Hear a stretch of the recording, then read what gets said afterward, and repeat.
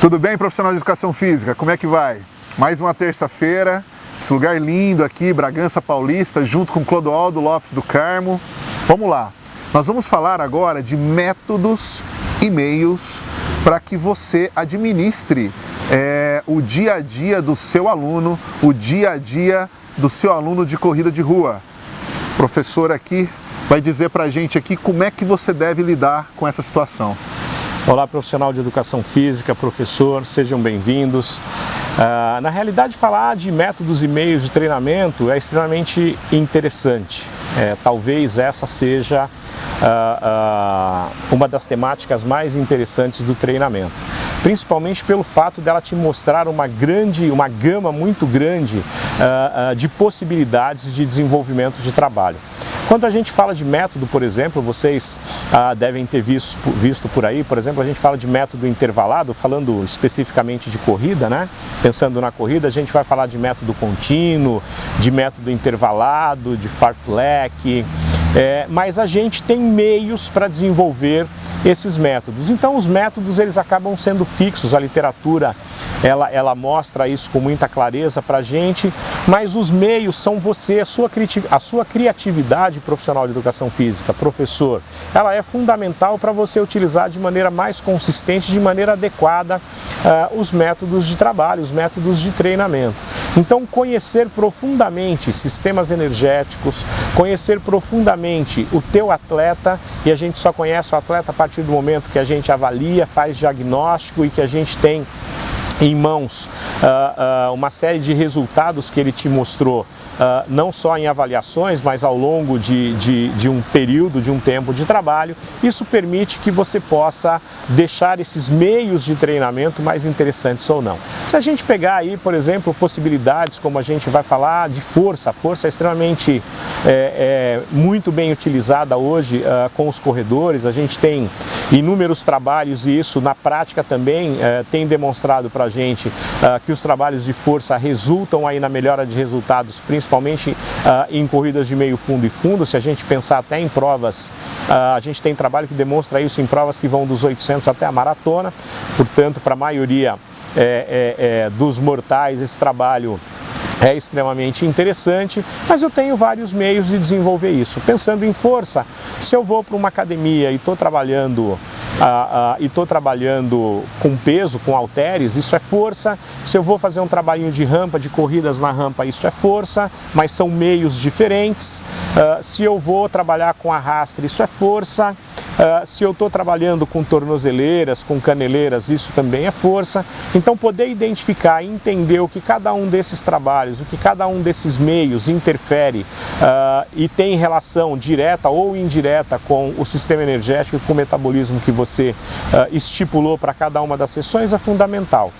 Usar métodos e meios de treinamento, ele tem uma relação muito grande com o teu planejamento, ele tem uma relação muito forte com a periodização que você traçou, e por isso para cada período a gente tem às vezes os mesmos métodos, mas os meios que a gente utiliza, às vezes eles são mais gerais, às vezes eles são mais específicos.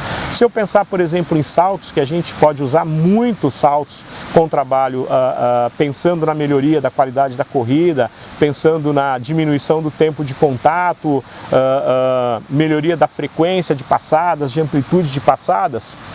Eu posso começar com saltos que são gerais, com multissaltos num determinado período, e muito próximo já do meio da minha preparação para o final, inserir a pliometria, onde eu tenho uma qualidade maior, onde a intensidade dos saltos ela é bem maior. É um meio de desenvolver força, é um meio que aliás, é um método que eu utilizo para desenvolvimento de força, mas os meios eles são diferentes. Mesmo utilizando saltos, eu posso usar ao longo de todo o meu planejamento, mas com orientações diferentes do geral para o específico.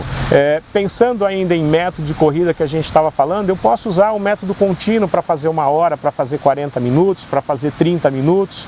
Esse seria o meio que eu estou utilizando dentro do método contínuo, mas quem vai determinar se são meia hora, se são 30 minutos, são 40 minutos, 50 minutos, é você, profissional de educação física, é você que tem conhecimento, que avaliou, que diagnosticou o seu aluno, que tem mais subsídios para dizer o quanto ele está preparado para fazer meia hora, 40 minutos, 1 hora, enfim. Quando a gente fala do método contínuo, ele pode ser variado, né? A gente pode fazer inúmeros tipos de variação. e os meios que eu vou utilizar sempre a corrida, eu posso usar com aclives e declives, eu posso usar com uma variação de tempo, aumentando o tempo, aliás, aumentando a intensidade, diminuindo a intensidade. Eu posso usar o fartlek, que são jogos de corrida.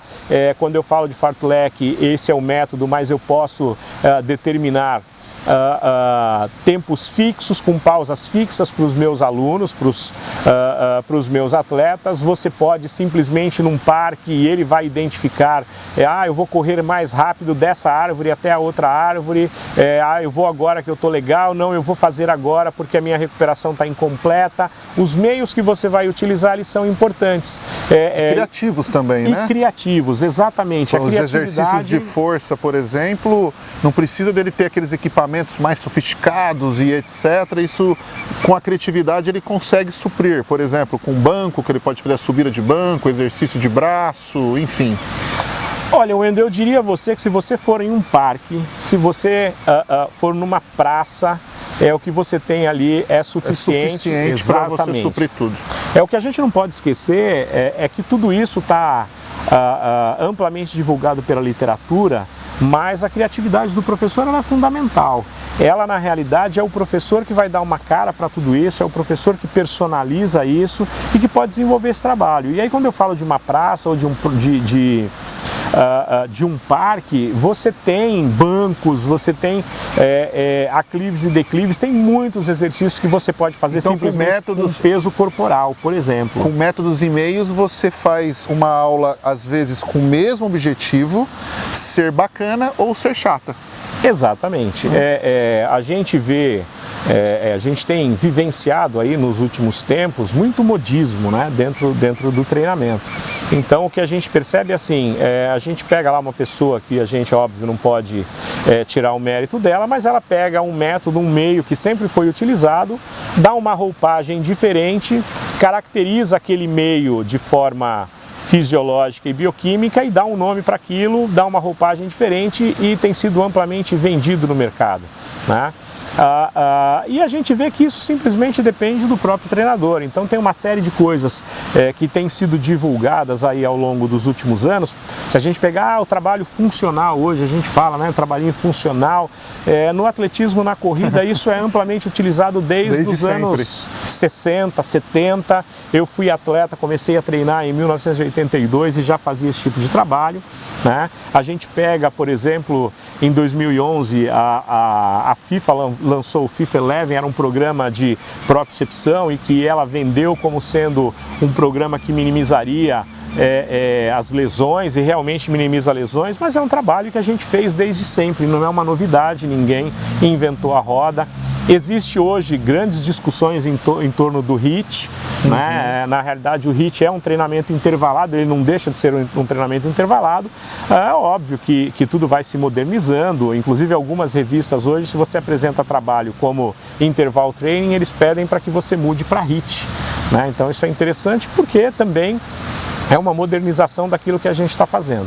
Mas na realidade isso tem uma roupagem diferente, mas os conceitos, eles praticamente são os mesmos. Então a sua criatividade, pensando em métodos e meios, ela é fundamental. A orientação da carga que você usa, do mais geral para o mais específico, conhecer quais são os efeitos de cada um desses meios de trabalho que você utiliza, isso é fundamental para o bom desempenho, isso é fundamental para o sucesso do seu planejamento, isso é fundamental para o sucesso da sua periodização e para a obtenção de bons resultados pelo seu aluno, pelo seu atleta. E o sucesso da sua assessoria de corrida. Sem dúvida. O professor, o profissional de educação física, ele tem que perceber que ele é o agente de mudança em todo esse processo. Ele é extremamente importante na obtenção dos bons resultados, do bom desempenho. Quando a gente fala isso, eu estou falando isso não só pensando em resultados, mas pensando em qualidade de vida, pensando em saúde, pensando na adesão em transformação de vidas também, né? Exatamente. E é importante que ele use da sua criatividade, que ele pare um pouquinho para pensar, que ele reflita a respeito do trabalho que ele está fazendo, que ele conheça muito bem aquilo, inclusive para que ele possa fundamentar para o aluno dele que aquilo que ele está fazendo não é tão tão diferente do que o outro, de repente a outra assessoria está fazendo, mas é uma assessoria que tem mais dinheiro, o cara leva uma série de equipamentos e tal, e parece que o trabalho é muito melhor do que o dele, e na realidade às vezes não é.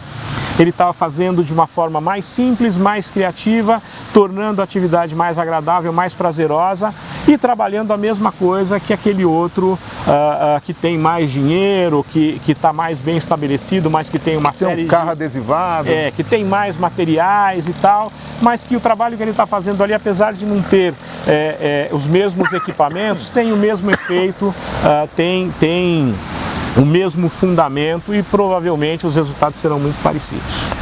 Se liga, professor! Até terça-feira que vem. Se você não se inscreveu aqui no nosso canal, faça isso agora. Um abraço, fique bem, top running! Até mais!